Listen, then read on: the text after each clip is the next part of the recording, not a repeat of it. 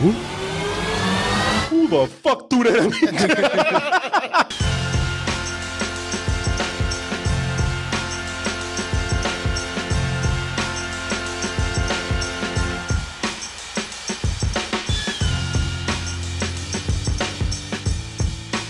Yeah, you know, everybody's looking forward to Friday. Everybody's saying Friday is history in the making. But then there's some people, of course, we're talking Stone about Age history. Yeah, no. We're talking about one king that's about to show up. And then some people, they don't want to respect King T'Challa. It ain't about that Black Panther. Some people, believe it or not, some people are actually calling this Black Friday. Some people are. Okay. Yeah, but I'm not lying. There's already posters going up of King T'Challa eating a watermelon. What?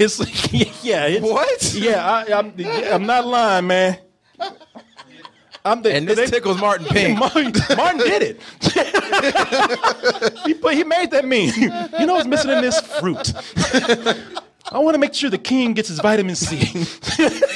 Yeah, they got that picture where Chadwick Boseman's Black Panther just looking down, and somehow they got 2 cat paws and a slice of watermelon. He's just digging in. I know it's sad. It's sad. And some people are just saying, I don't even want to deal with that. This Friday, there is just too much blackness going on. Tired of all these black people on this screen. I want to see some good white people, even if they made out of clay. Get some good white folks on the screen for me. Some good white clay. Some good white clay. Yeah. That's how you get the best white people. Exactly, man. Wonder Woman. Some people said, hey, who would dare go up against King T'Challa this weekend? Well, it turns out that several pounds and mounds of plasticine is going to try to challenge him. That's who. And the movie that we're talking about is Early Man. And with Early Man, that's one of those Aardman animation movies. You know, with everything, they go back to the old school of animation. Shit, we don't even use paper. We use clay. Claymation is what they call it. And they have had several successful movies using this method. We'll talk about those in a little bit. And now they hope to repeat it with this movie here, where we have a bunch of primitives who are going up against some other early folks who are a little more developed with them, or more developed than them, and how they got together to create a very popular sport that is known all around the world. And we'll tell you about that in a little while, too. But before we do that, let's go ahead and take a look at this trailer for Early Man. And usually with these kind of movies, they like to represent all the famous celebrity voices out there, but this is also very British. So here's an extra challenge right here. See if you can recognize the British voice talent that you hear in the trailer. Just a little bit more, Hubnub. Got it. Who the fuck threw that at me? Black Panther ain't got a chance this weekend. Oh, my God. Why aren't people talking about this? Oh. Well, nothing's more universal than football. I know, and that's the thing about it, because some people, you might be listening, you're hearing about them talking about football. Now, you big manly man, like, I'm going to watch this clay shit. They playing football. No. You know, it's what we call here in America soccer. You know, it's that European football. People are all that bitch-ass, punk-ass football. Lawyer ball. I know, yeah. Rednecks say, oh, that faggot football. Oh, yeah, no. Football is known around the rest of the world. These folks right here, these old slack-jawed sons of bitches, this is a story of how when a meteor dropped from out of the sky. Are we not talking about Black Panther again? No. Okay. A soccer ball made of vibranium. Hurt really hard. Yeah, that kind of same movie, right? Yeah.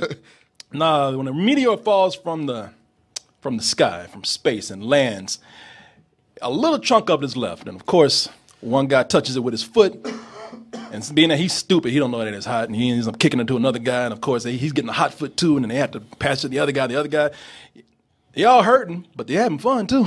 And about 15 minutes later, they got the world's first football or soccer game. And now you have years later, eons later, where people are a little more advanced, some are more advanced than others, and the primitives, who are seen as stupid, underdeveloped, no skills, How are they going to beat the industrialized world that's coming up, or at least the Bronze Age at this point? And this is how the underdogs, of course, go in and beat what is supposedly the better man, beat them at their own game. And, this is, being that this is an Aardman animated movie, I've learned that you have to just see the movies. Yeah. You know what I'm saying? Yeah, we talked about this before it started. It's like they've got a real knack for making their movies look terrible, and then you see them, and they usually turn out to be really good. It's like they don't want to make money. They try to make. It's like they make their movies so good. The challenge is to market them badly. Yeah, we gotta shoot ourselves in the foot. Yeah. It's like, man, this is too easy right here. Because the movies when you see the trailers look dumb, and then on top of that, they're like, wow, people still interested. Give it a stupid ass name. Curse of the Were Rabbit. Shaun the Sheep, the movie. Both these titles I looked at, and this is coming from a guy who actually likes Aardman animation. I looked at those and like, this sounds like some dumb shit. I'm not seeing this. And then saw it, it's like, wow, these are some of the best animated movies of the year. You losing your mind about Shaun the Sheep. Man, I'm telling you, you saw it? Yeah, no, I watched it several times, rewatched it. Because I was ready to come out and give it some bullshit until other people started saying it was good, and I was like, good. Yeah, I'm completely going to blow it off until I was like, all right, it seems to be getting some positive word. I'll go ahead and check it out. And you wanted to review it, and I was like, man, I'm so glad I watched that. I know, I had to watch my words with him. I was like, no, please, just listen to what I'm saying. Sit down, let me talk to you, give me 10 minutes, don't interrupt. You were going to want to call the hospital right now, but listen to me. And I said, watch, because I was hyped about it. I'm like, man, stop everything. Watch Shaun the Sheep. Now! Man, it was good. It was good. So that's why I look at this, and I'm like, well, this has a decent name, Early Man. The trailer looks kind of I can comprehend what's going on. It looks like they have a good plot, something to root for. This is going to be shitty. It looks too good. And I will, before I say whether it's good or bad, I will tell you this much. I am, if I'm happy for any reason for an Aardman animated movie to come out, it's because it's probably made of clay. And I love claymation, man. I mean, claymation for me is I just love the look of it, because you can have all the high tech in the world. You can have, here's the funny thing about it, you can have the best, most realistic CG out there, and still claymation feels more real because it is. It's a solid thing. Yeah, I mean, you when you look at it, you feel like you can touch these things right there. If you commit crime, you don't want to do claymation because your fingerprints are all on it, man. It's and you can see that the material. There's something about looking at this. It's not CG. These things feel like real fur, real cloth, real clay, and it feels like you just pick these characters up and hold them at any moment. What's the reason we prefer practical effects to CG in movies? Yeah, because it just feels it has weight to it. I think I'm going to be the only one here. I'm not a fan of claymation at all. I don't like Shaun the Sheep. I don't like Wallace and Gromit. I don't like Chicken Run. So going to see this shit is like, oh God, kill me. Man, you dislike it so much that almost sounds racist. I don't like clay people. Fuck them. Steady on kind. Is it just the way they make the characters all look ugly? They all look ugly, and I just feel like those big teeth, the teeth, the eyes that don't that aren't in their head. I'm sitting here watching, and they keep giving me that same thing. And I know for people who grew up with it and are endeared to it, I mean, they're British. That's probably exactly. I was about to say. I thought too. I was like, man, all the teeth. Oh, wait, they are all. Man, that's authentic, man. Yeah. Shit, that's better than actual human teeth. And I knew you weren't digging on this, because when I was sitting there the whole time, you don't know it, man, but you were mad. Oh no, I know I was mad. I know I was mad. You were so mad you weren't even hungry. For some reason, I guess because of the theme of the movie where you had these hunters eating like drumsticks and meat. They passed out these drumsticks. They told everybody at the beginning, hey, everybody's gonna get a free drumstick. They brought all those kids up there to play this game and sent most of them back going like, oh, sorry, you lost. Yeah. Like, damn it, man. These kids came to see a movie. They were all happy, not have to go sit down as losers. Well, they got a drumstick. But you're all gonna get drumsticks. It's like, well, Everybody got a goddamn drumstick. This is life, kid. Yeah, I even Grow yelled, up. when that happened too. I even yelled out. I felt bad because I didn't realize how loud I was because I was sick that morning too. I didn't want to be there, but those kids lost. They sent a whole gang of kids back, and they said, "But that's okay, kids. You had fun." I was like, "And you lost." Like, you're a loser. And I looked at girl like, "Man, I love kids." You want those balls? Too bad you didn't win. Hey, you can get these balls right now. Loser. Fuck you. Go home. It's a child, man. Hey, adults today. But they passed out. They passed out those chicken wings, man. And I got mine because I hadn't eaten. I didn't have an appetite. I was sick, but for some reason at that moment I was like, hey, I need some nourishment. There's just something about a little hot chicken leg just right there. Yeah. Because I was full too. It was the right size. Oh, come on. Yeah. It was the right size. It wasn't Yeah. too big, so I got it. I'm like, and he was mad. He looked at me and he didn't want his chicken. He's so mad at the movie, like, man, take this shit. Like, here you go. Now, normally I'm paying attention to the movie and not what you guys are doing, but I did see you sneer at your chicken leg. He threw that shit at me, man. That little boat it was on. He threw that shit at me. Take this shit. Yeah, he was like that, man. They promoting this movie. Fuck this. I don't want this motherfucker man here. I'm like, damn. Well, no, see, that's another reason why I gave it to you, because I was going to either give it to Martin or you, but I was like, all right, Martin actually ordered food and he got the chicken wing, and I heard you going face first into yours. So I was like, all right, I'm mad, but I still could do a nice thing. So here you go, eat your wing. Boy, he does not like clay people. Nah, man. Yeah, if he ever has a daughter, she better not bring home a clay man.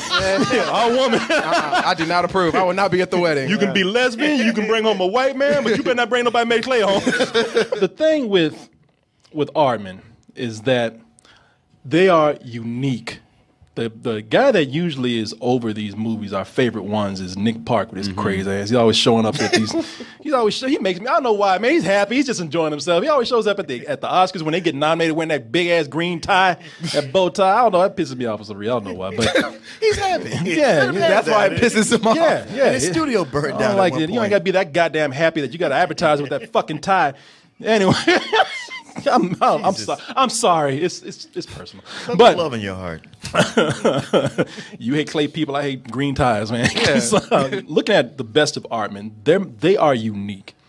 It's absurdity at its finest because their visual gags are what works. They combine all these things visually that don't even make sense sometimes. Yeah. But they do it, and the stories. With all these weird objects and set pieces and characters, if you were to tell these stories to somebody, an executive, as an elevator pitch, you wouldn't make it, man. No. You know what I'm saying? Yeah, the elevator would have to break down. Yeah. One thing. Oh, I'm sorry. No, I was going to say, like a man wearing mechanical pants catches a train in his apartment with his dog so that they can stop a criminal who happens to be a penguin. With the gun, get the fuck out! Wasting my time. No. You know what? Let me pop on the video. What's happening?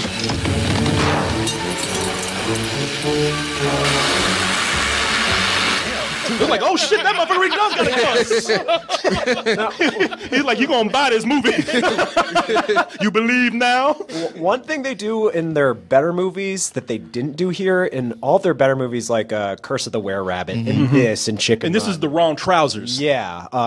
There's an element that they play kind of straight. Like Chicken Run, they established pretty early on, these chickens are going to die. This, you got a penguin wielding a real gun. And Curse of the Were-Rabbit, it's kind of played like a horror movie. The monster's just a giant rabbit. Right. This, Early Man, it's just goofy throughout. So it just becomes really grating and obnoxious at points. Curse of the Were-Rabbit. That's played like a real Universal monster film. Has the priest and everything. Yeah, man. It's hilarious. The Wrong Trousers is actually played like a Hitchcock thriller. Yeah. As crazy as it sounds, it's a penguin that's pulling a jewel heist, and they got to stop him. And they don't know that that they have a criminal living in their apartment that they've rented a room to a penguin. So they don't explain any of that stuff. Either they play it straight or they play it to their most absurd.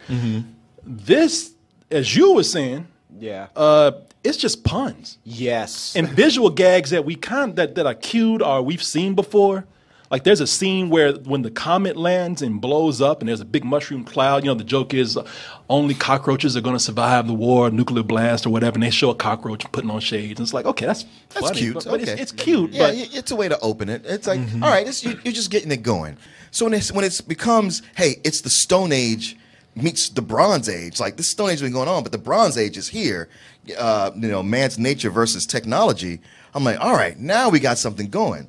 No. From that point, it's just a series of soccer puns for an hour. And God helps if you don't get them, because like I watch soccer, so I'm getting them. I'm like, all right, these aren't even good for somebody that understands soccer. Yeah. But if you're watching this, you don't have any clue about soccer, you're going to be mad as shit. what is Mansfield United? Manchester United. Manchester United, and they make a joke about that, and you laughed, but I like, soccer. Yeah. Everybody else knows. Like, what the fuck does that mean? Yeah, I got it, but it was a bad joke. This thing turns into the Flintstones.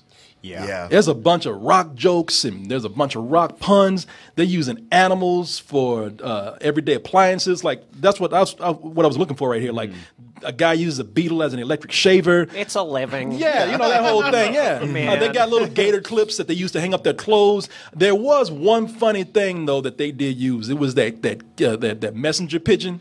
That was funny. Yeah, that was funny. It was this pigeon. He just mentally challenged. He just sitting there drooling and shit. Yeah. But when he has to deliver the message, he turns into a thespian. He acts that shit out. He does a perfect imitation. And beats the fuck out of people while he's doing it. He's a method actor. Oh yeah, and he's also kind of emailed too, because when this one person's up there talking about, man, that queen, fuck that bitch, man. She can't tell me what to do, and he's like, fuck that bitch. Say ya. And he's like, don't sin. Kill that bird. Yeah, man. So they do have some genuinely very funny moments in there, even with things that seem kind of stale. Yeah. Go ahead. What are you gonna say? This movie is full of jokes and puns, like hundreds of them, and I'd say maybe a third of them land. So being generous. I think I am being a little generous, just because there are moments here that did make me laugh. Particularly, I like Tom Hiddleston's character in this. I like just his design too, and I thought he had a lot of the funniest lines. But for the most part, just like all these characters fall kind of flat. It's when it kind of cuts to him, or when it just cuts to like a random side character just looking crazy, like that mascot. The mascot. That big rat. Yeah, man, you and I like that kind of shit. Yeah, you and I both laughed at that. Yeah, I heard you laughing. Yeah, it cuts to him. No, I would say him and I kind of have the same sense of humor when it comes to just like out of nowhere crazy visual gags, like Ren and Stimpy level shit. Yeah, shit that just comes out that's not explained. Or Crazy people humor. Yeah, exactly. Exactly. That's why I'm taking your man. Go for it. But no, he's right, man. Tom Hiddleston, who plays the emperor or the bronze ruler. Tom Hiddleston, he's doing that bad on purpose, that bad French accent. Yeah. And Tom Hiddleston, he's having the most fun with this. I swear they got his ass drunk. It seems like it. Yeah, he was having a great time because all the other characters, man, are not that memorable. Well, Not at all. the queen also.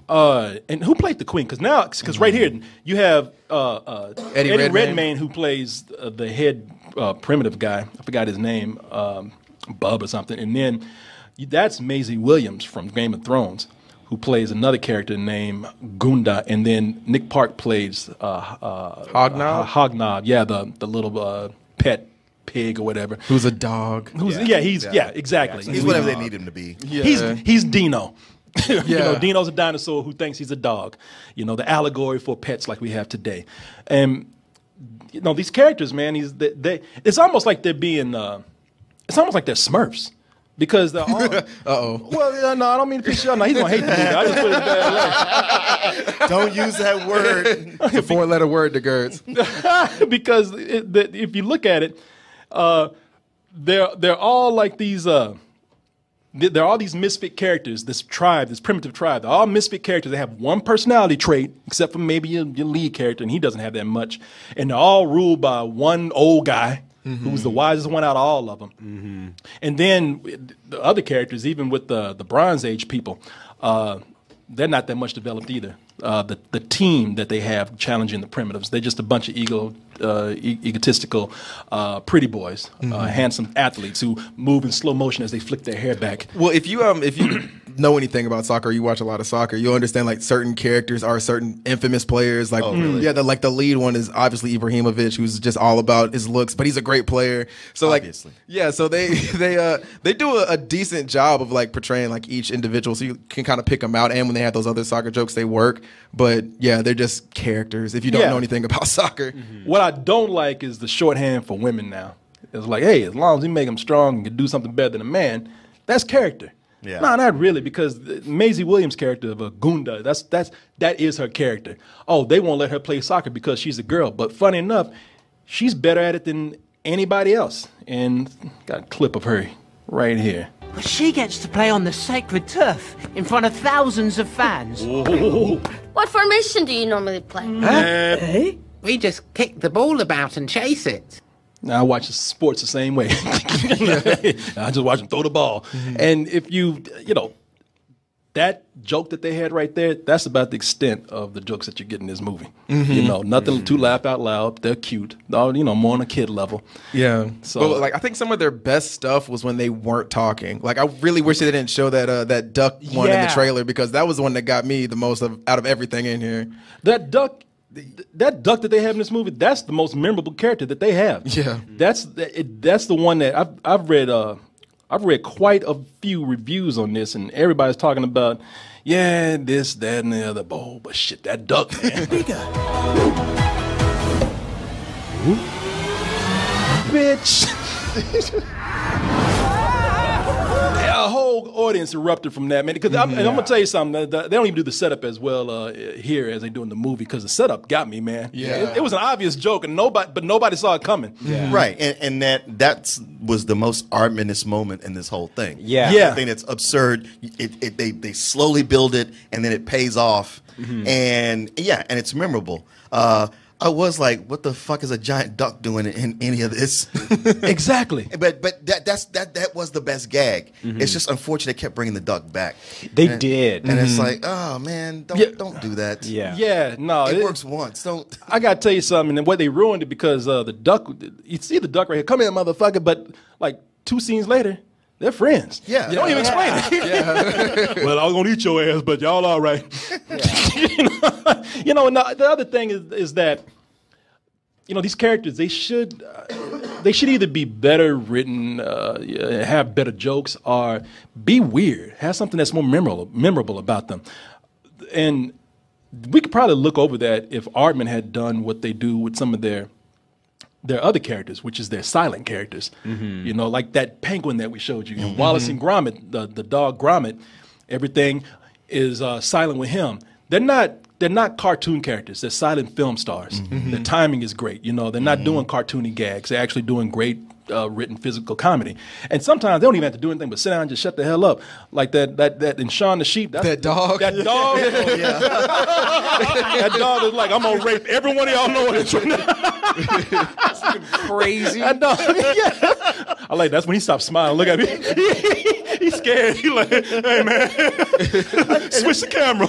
And just how the other characters reacted to him, like, what the fuck? You gonna get your dude? Yo, dude, you all right? Hey, man, you okay? Fuck you then. Put your man's on. But yeah, man, they in this movie again. It's funny to hear Nick Park voice Hognob? Hognob. But that character is nothing but Gromit with grunts. Oh, yeah, Yeah. it's a poor man's Gromit. Like, the part that makes Gromit so charming, the silence, that's not here. He's just going in every scene. Yeah, he's in. like a dumber Scooby-Doo. Yeah, Yeah. It sucks. Yeah, man. And I'm up here. Listen, I think everybody's criticizing this on a level of it's not good. I am criticizing this on a level of, well, it's not what Aardman usually does. Because I'm judging it by them doing their job so well that when they do it poorly, Peace. oh, shut the fuck up. They judge shut your ass up. I judge them harshly because they just can't. They've treated us so well too long. Because I know Martin and I, we have a difference on certain movies, like the Pirates movie. I liked it better than he did. I don't think it's great, but I did enjoy it. And this one, I actually did enjoy because it is silly.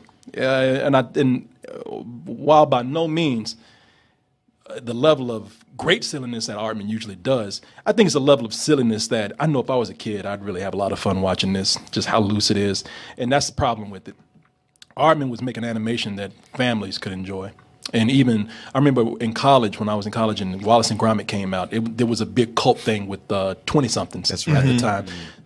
This ain't going to be that. I can tell you that right now. It's going to be strictly for kids. And for kids, I would recommend it as a matinee. I've seen some things that are really done bad with no thought that's put into it. This, I think, does have effort and thought put into it.